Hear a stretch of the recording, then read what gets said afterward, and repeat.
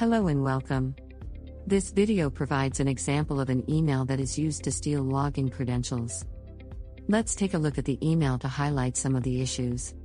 The first indication that this email isn't genuine is the sender's information. While at first glance it appears to come from a UCR source, the sender's domain, which is the part of the email address after the @ sign, does not contain a valid UCR domain. This is a red flag that should warn you this might be a scam. If you are in doubt, always check the domain first. At UCR, you would normally expect a communication of this type to come from your HR department, or from UCPath, since they process payroll for the campus. Another red flag in this email is the link. To examine the link, hover over it in the email. This will display the location the link points to. While the link uses a secure connection, this doesn't mean the site is legitimate. The link points to the same domain that we saw in the email address, which doesn't match the UCR domain.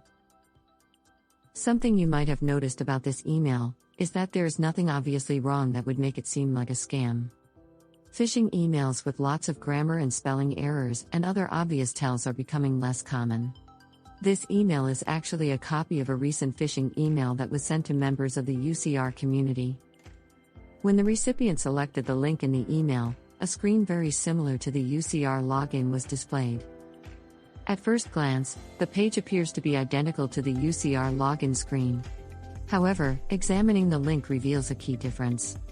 Instead of the correct auth.ucr.edu address, the recipient was directed to a different URL.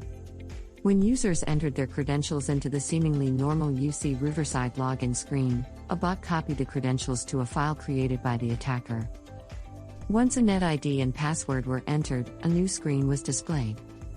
While very similar to the genuine screen, when the two are compared, there are some differences.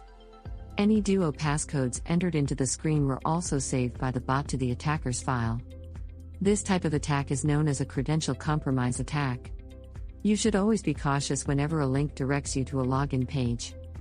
This is especially true if you have already authenticated using your NetID and password. If you believe an email could be a phishing attempt, report it to the ITS Information Security Office using the Phish Alarm reporting tool. Remember, you should carefully examine any unsolicited or suspicious communications and report anything that doesn't look right. Thank you for watching.